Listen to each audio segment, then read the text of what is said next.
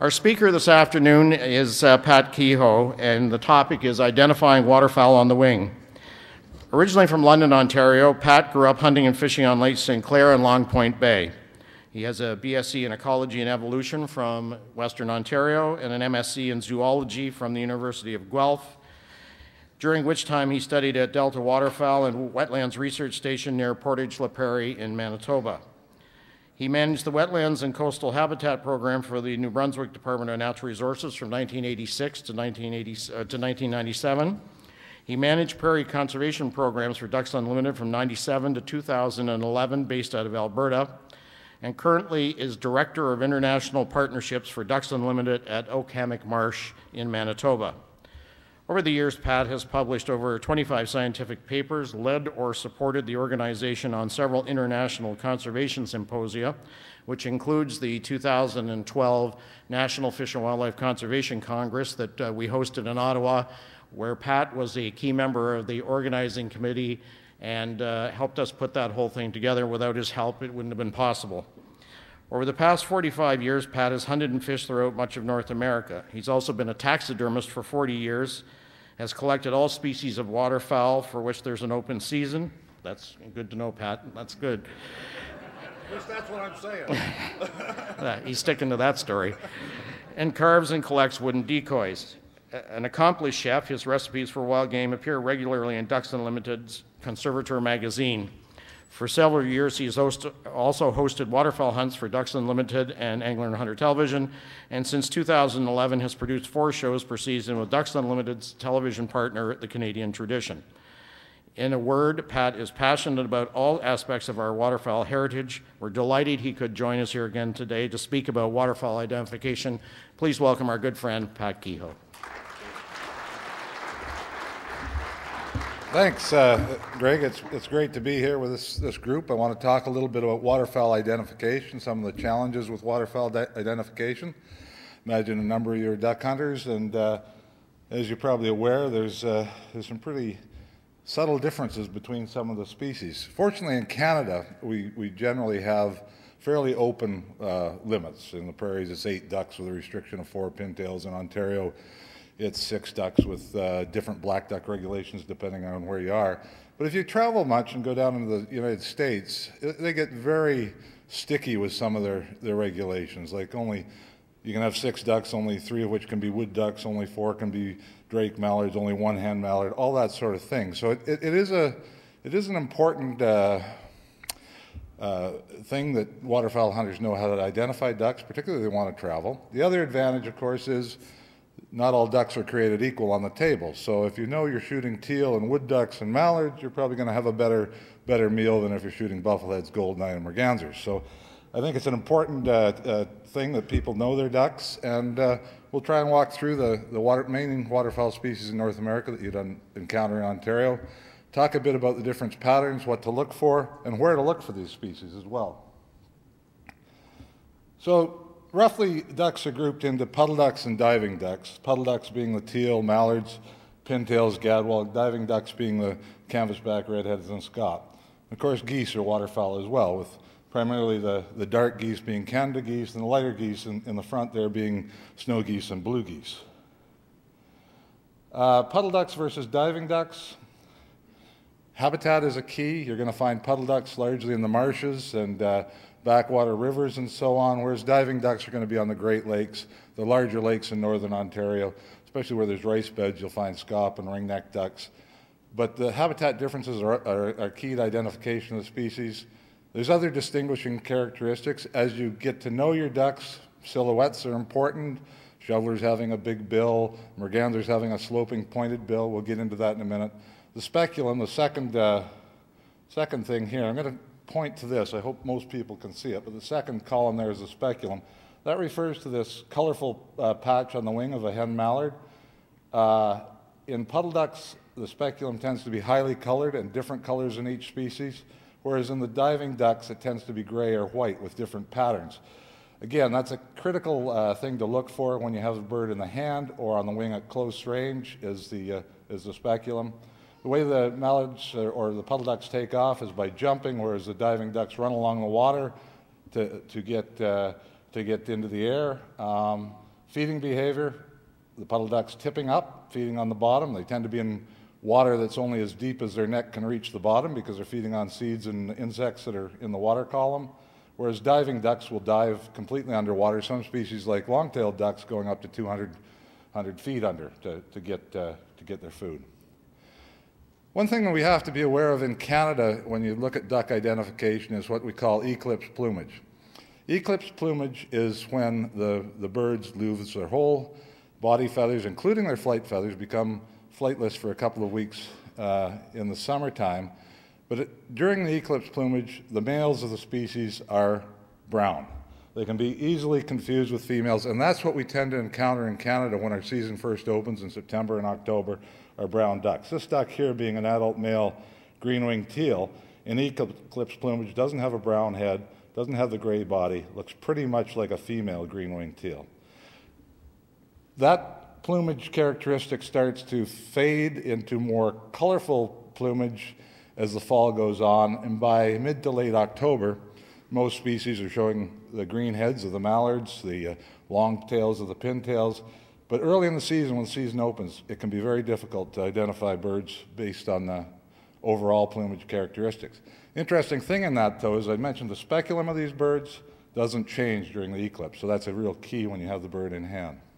We'll go through some of the individual species and characteristics. Mallards, I don't think I have to spend much time on. Most people are familiar with those. The classic green head, yellow bill, gray body, and the blue and white speculum right in this area. The female being uniformly brown with an orange bill, and again that bluish speculum with the two white bars. Very distinctful duck. Can be confused in Ontario and eastern Canada with the black duck. I'll get into that a little later. But generally the mallard is the most sought after duck in North America. Pintail, similar in size to the mallard. We don't see drake pintails often in this plumage, again, because they're fairly early migrants and leave most of Canada by the time they get into full plumage. The drake's showing this chocolate brown head, white breast, and gray coloration with a green speculum.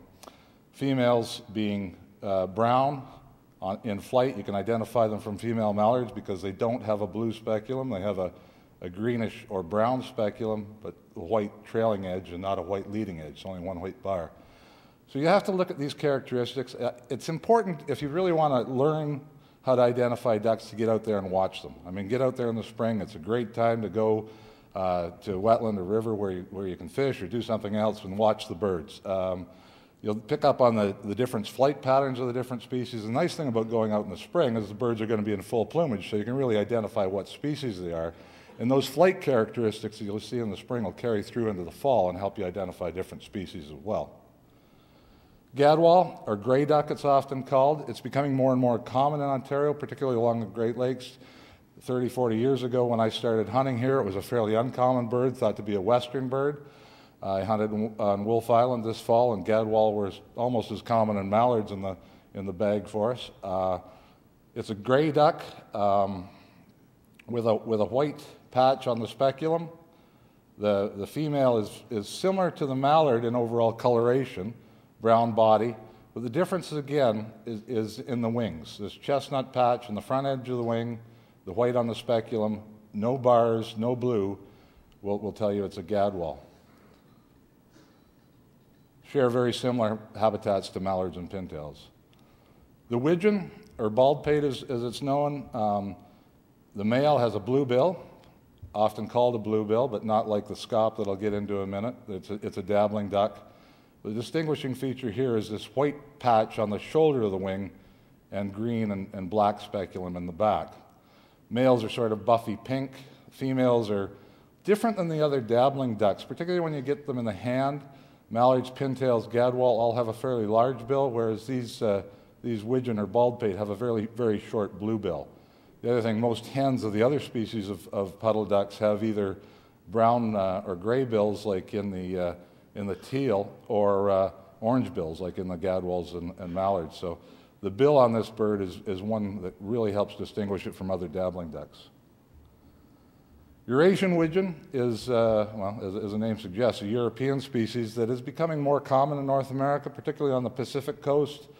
Eurasian Wigeon, there are about 1 in 500 Wigeon I know they've been shot here annually at places like Long Point along the Great Lakes. Similar in coloration overall to the American Wigeon, except for this brown head. It has the blue bill. Females are virtually identical between American Wigeon and Eurasian Wigeon. This is an interesting species, a much sought-after species as a trophy duck in North America. Very rare to encounter. The shoveler, tough to mistake with any other duck. The spoonbill, as it's known. The drakes, again in Canada, we would rarely see them in this color, but they have a iridescent green head similar to the mallard, but a yellow eye. And they have a wing pattern very similar to the blue-winged teal in that they have the blue shoulder patch and the white stripe followed by a green bar on the wing. The female, again, a brown duck, but unmistakable with that bill shape for any other species of dabbling duck. Shovelers are primarily a western species, but do occur in eastern Canada, and again, with increasing frequency, you're seeing them along the Great Lakes and breeding in Ontario. Blue-winged teal, a very sought-after bird, but unfortunately for Western Canada, a very early migrant. Blue-wings are great birds early in the season, but by mid-October, they've left the country. I mean, it's interesting, blue-winged teal are still on the prairies of Canada when the season opens September 1st. Teal season opens in Louisiana and points south the second week of September. So these birds are very common throughout North America and spread across the continent, but unfortunately they don't stay here very long as far as the hunting season goes. The male blue-wing we never see like this in Canada. They don't get into this full plumage with this white patch on the front of the head and the purplish head until late in the season, well into December really, even if you're shooting them in Louisiana. They tend to be more female-like brown birds, but again, the characteristic is this blue leading edge of the wing for the blue-winged teal. Relatively small duck compared to mallards. These guys would weigh maybe 1.5 pounds, whereas a good mallard would weigh 2.5 to 3 pounds, but a very good duck on the table. Cinnamon teal. This is another thing to key in on as you think about what kind of ducks you may be encountering in the marshes or wetlands you're hunting. Range maps are very important. It's important to get a good field guide or book to help you learn where these birds actually live and when they might migrate as well. Cinnamon teal are very closely related to the blue wing, except they have a cinnamon-colored body, reddish body, the males do. But they only breed in Western Canada. They're very rare east of the Saskatchewan-Alberta border. But again, like the blue-winged teal, they're very early migrants. These guys go all the way into South America, so they leave the country fairly early. And you would never see a cinnamon teal in the fall in Canada in this bright red plumage.